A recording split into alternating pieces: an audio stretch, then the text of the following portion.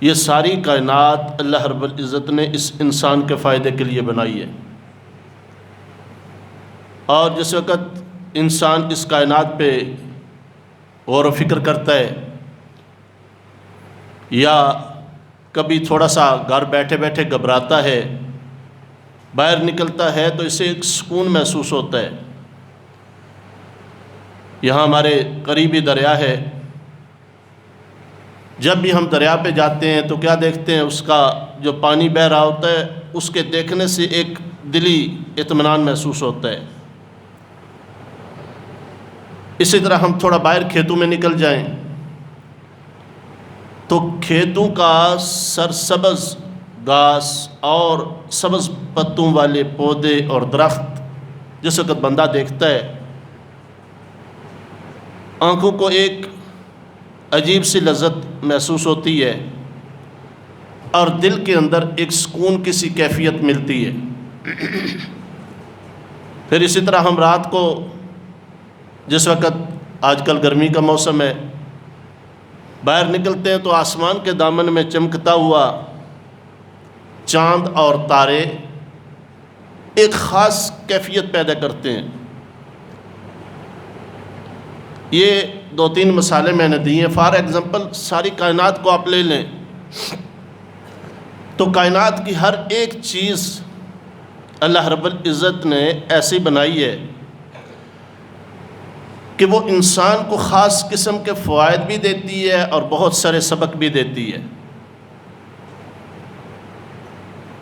اب یہ کیوں ہے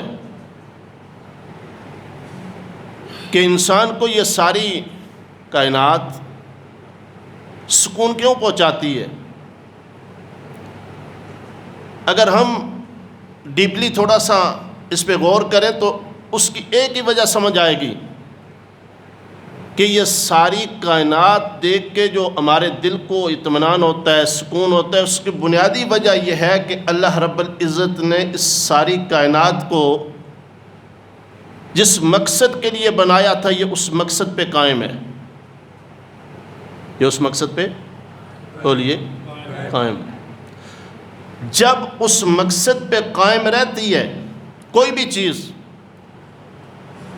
تو وہ سکون کا باعث بنتی ہے، اطمینان کا باعث بنتی ہے، وہ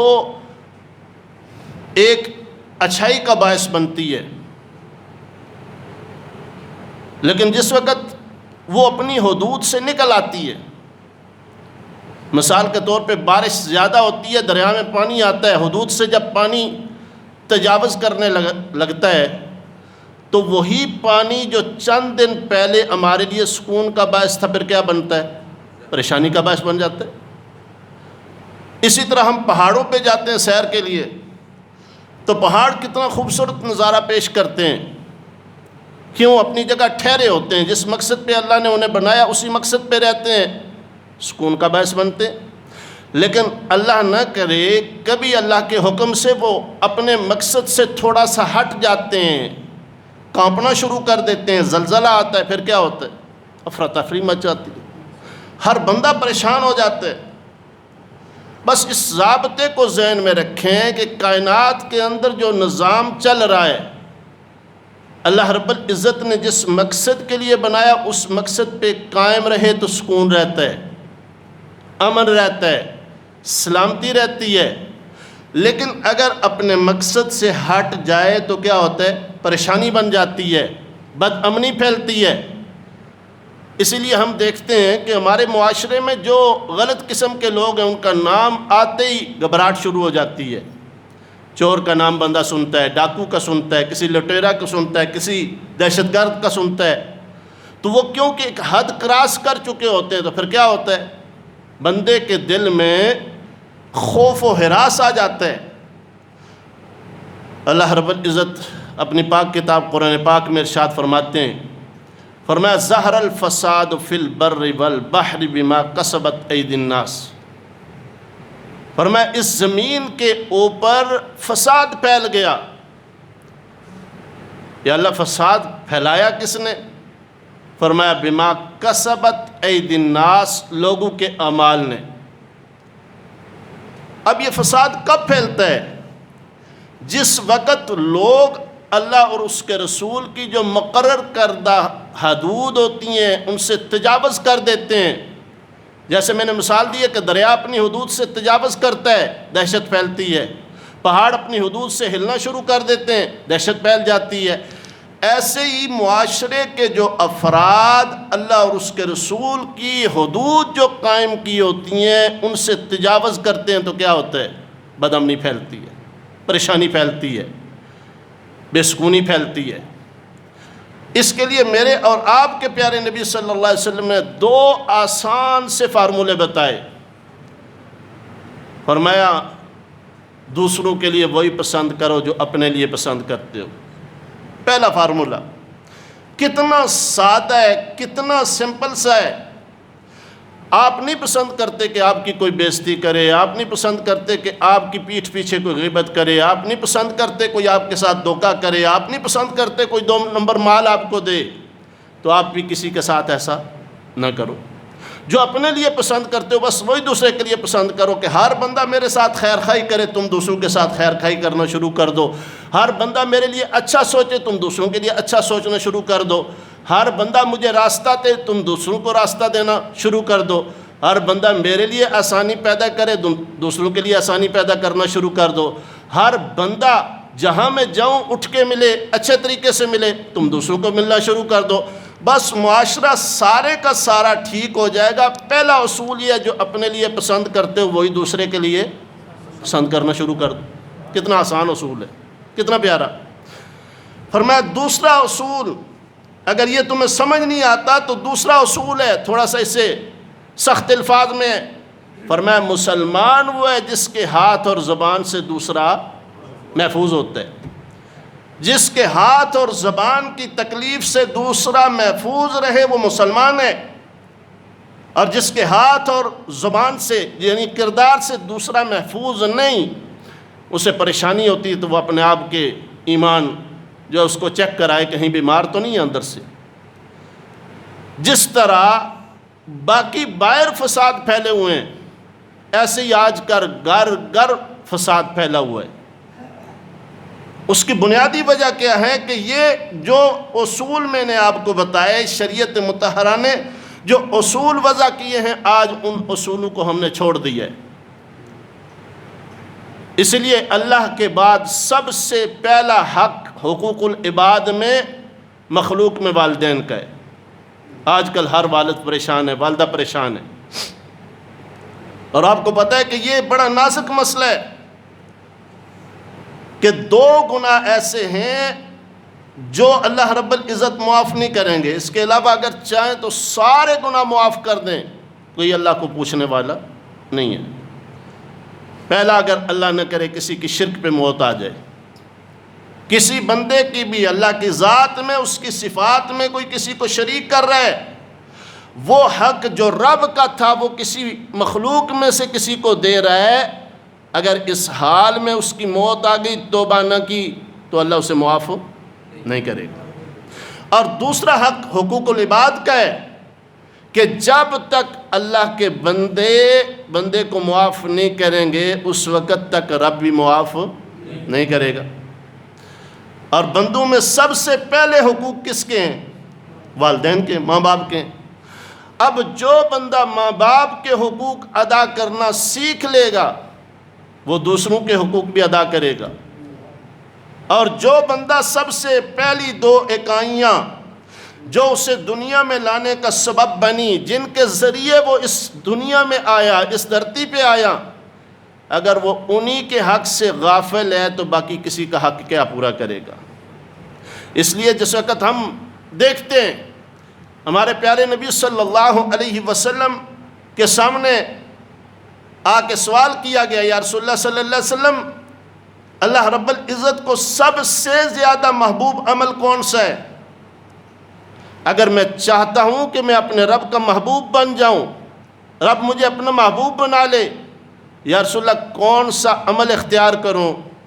فرمایا وقت پہ نماز ادا کرو، اللہ کی عبادت وقت پہ کرو، نماز وقت پہ پڑھو، تم سے رب راضی ہو جائے گا، تمہیں اپنا محبوب بنا لے گا۔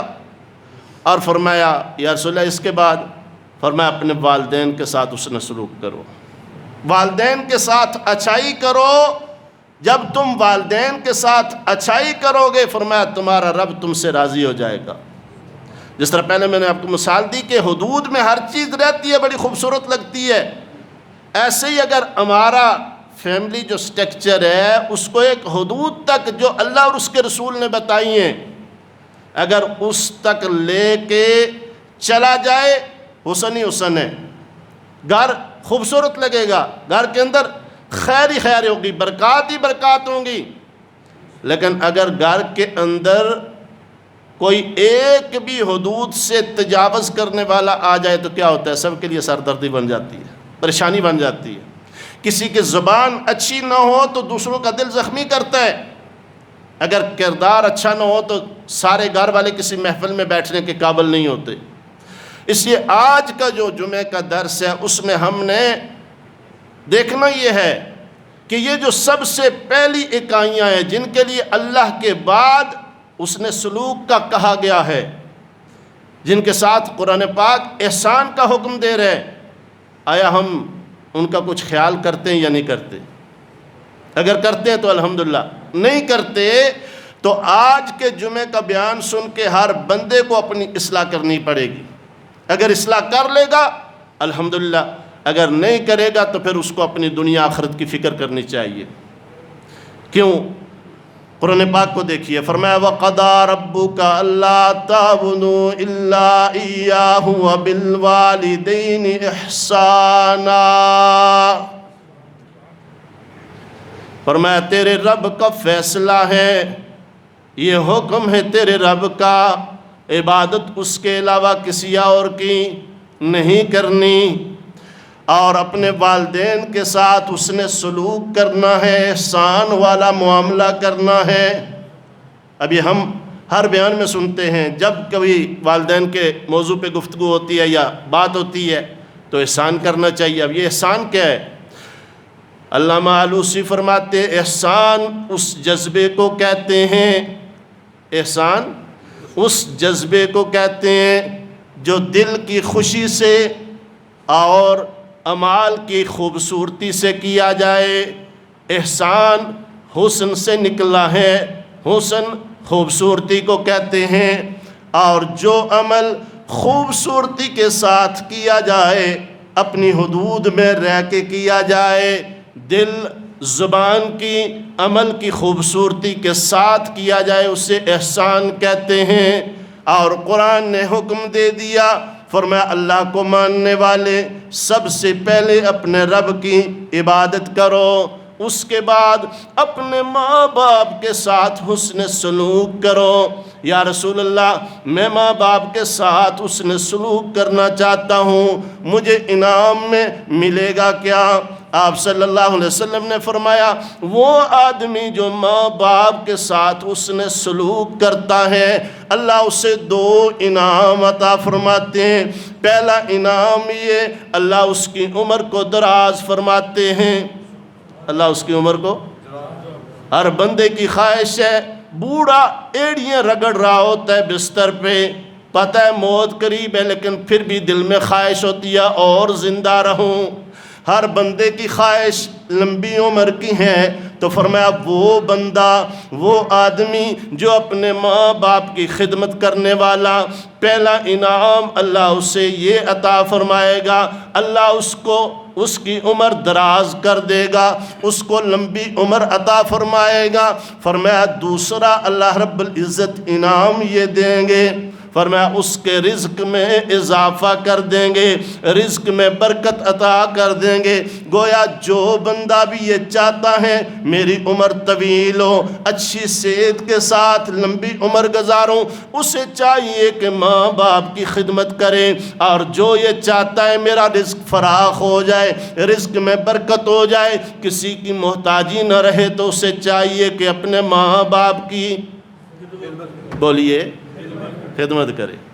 اور پھر یہ ایک حدیث میں جو مسلم شریف کی حدیث ہے، دوسری حدیث ترغیب کی ہے، جناب سیدنا ابو بکر صدیق رضی اللہ تعالیٰ عنہ فرماتے ہیں حضور صلی اللہ علیہ وسلم نے ارشاد فرمایا، وہ بندہ، وہ میرا غلام، وہ میرا امتی جو اپنے ماں باپ کی خدمت کرتا ہے خوشی کے ساتھ اور خوشی چہرے کی بھی مقصود ہے، دل کی بھی مقصود ہے۔ بہت سارے لوگ ہیں نا، خدمت تو کرتے ہیں لیکن مجبوری سمجھ کے کرتے ہیں، خدمت تو کرتے ہیں لیکن مجبوری سمجھ کے، والدین کو کمپنی نہیں دیتے، ان کے ساتھ بیٹھتے نہیں ہیں، گفتگو نہیں کرتے، بس ایک بوجھ سے سمجھ کے کرتے ہیں۔ فرمایا بوجھ نہیں سمجھنا، بوجھ نہیں سمجھنا، دل کی خوشی کے ساتھ ان کی خدمت کرنی ہے۔ اور جو بندہ، جو میرا امتی، جو میرا غلام اپنے والدین کی دونوں بڑھاپے میں ہوں یا ایک ہو، فرمایا جو ان کی خدمت کرے گا دل کی خوشی کے ساتھ، اللہ اسے انعام یہ دے گا کہ اس کی اولاد کو اس کا فرما بردار بنا دے گا، اس کی اولاد کو اس کی آنکھوں کی ٹھنڈک بنا دے گا۔ جناب سیدنا ابو ہریرہ رضی اللہ تعالیٰ عنہ فرماتے ہیں حضور نبی رحمت صلی اللہ علیہ وسلم نے ارشاد فرمایا موسیٰ علیہ السلام سے، جس وقت موسیٰ علیہ السلام کوہ طور پہ گئے، فرمایا اے موسیٰ میرے ان بندوں کو، اپنے غلاموں کو یہ بشارت دے دیجئے، جو بشارت دے دیجئے۔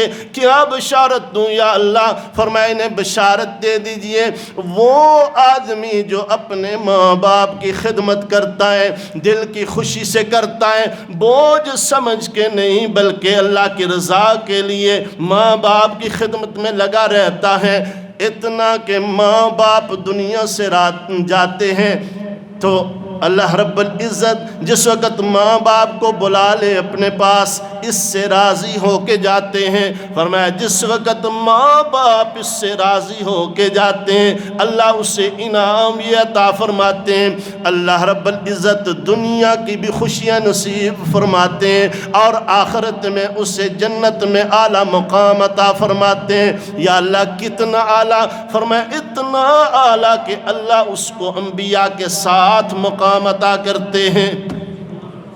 یہ کس وجہ سے؟ ماں باپ کی، اس کی آواز سیٹ کریں صاحب، کیا مسئلہ ہے اس کو؟ فرمایا ماں باپ کی خدمت اتنا اعلیٰ مقام، اتنا اعلیٰ درجہ، کتنا اعلیٰ درجہ ہے۔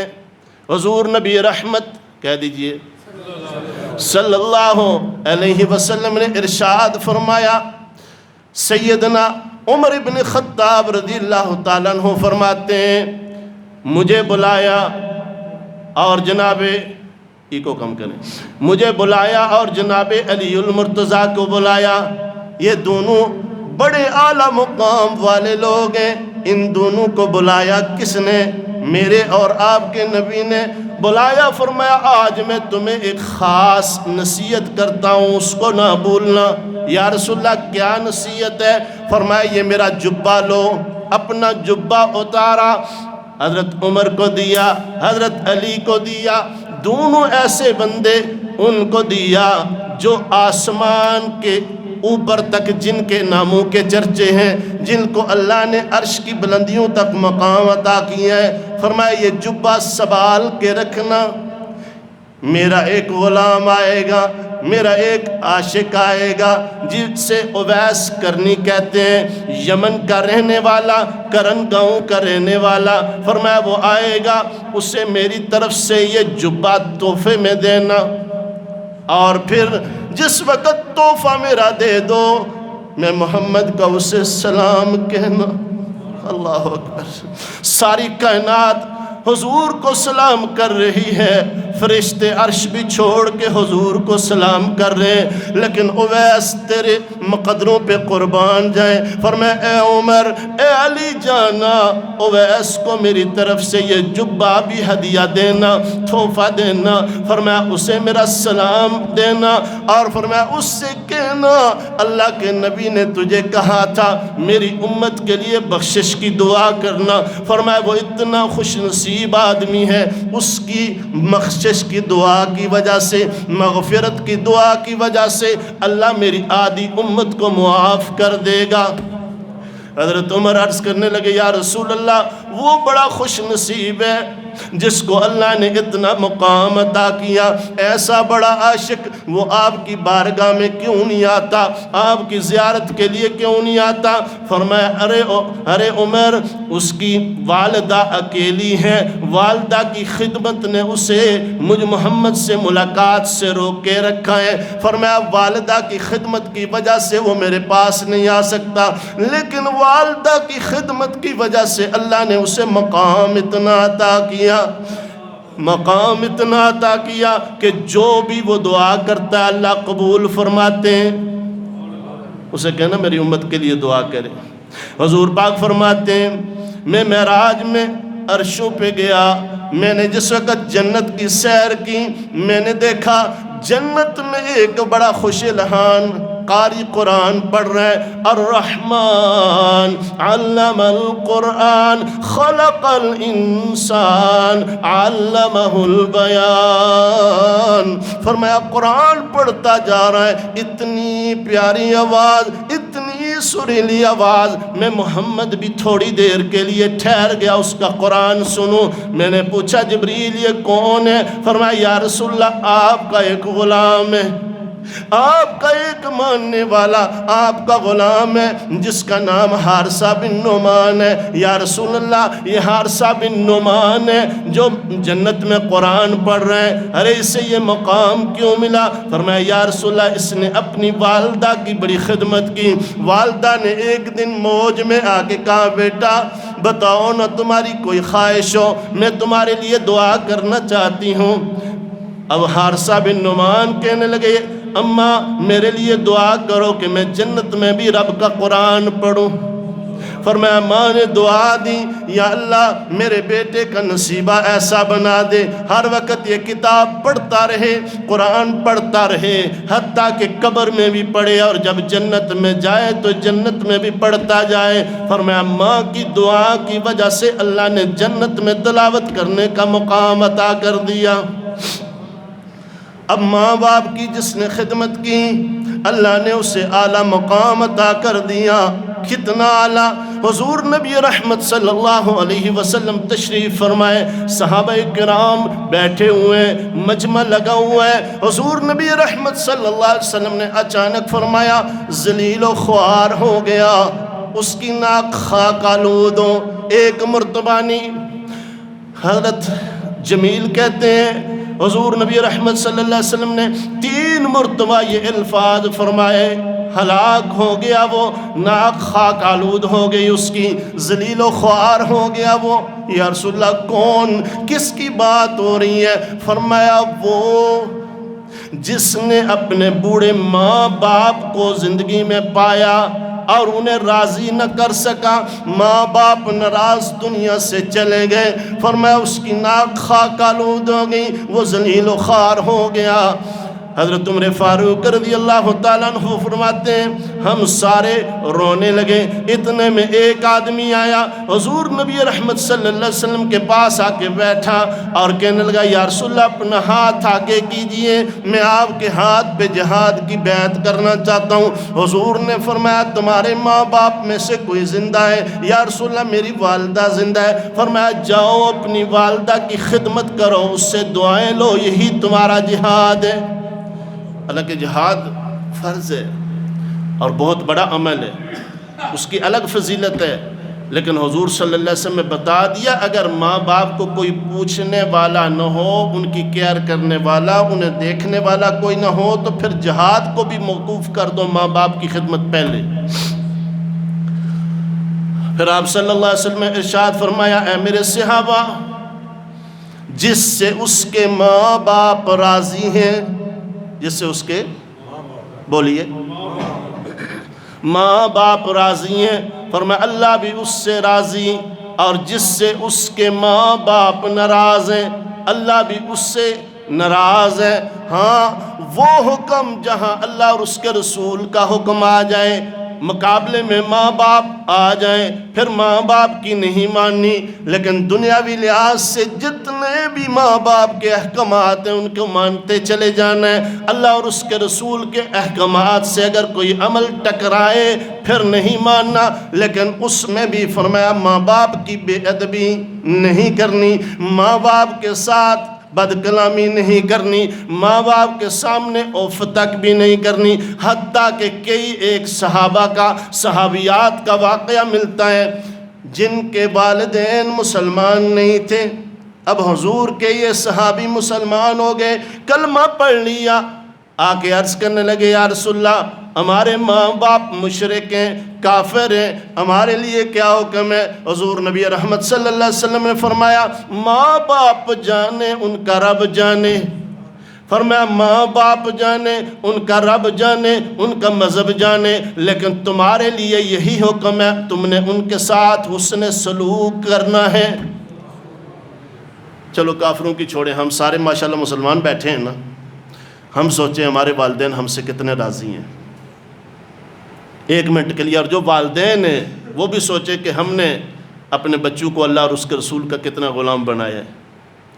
کیونکہ حضرت عمر فاروق رضی اللہ تعالیٰ عنہ کے پاس ایک والد آیا اپنے بیٹے کی شکایت لے کے، تو حضرت عمر فاروق رضی اللہ تعالیٰ عنہ اس کو بیٹے کو بلایا، تو بیٹے نے کہا اے امیر المؤمنین اگر والد کے کچھ حقوق ہیں تو کیا اولاد کے بھی کچھ حق ہیں؟ فرمایا ہاں اولاد کے بھی حق ہیں۔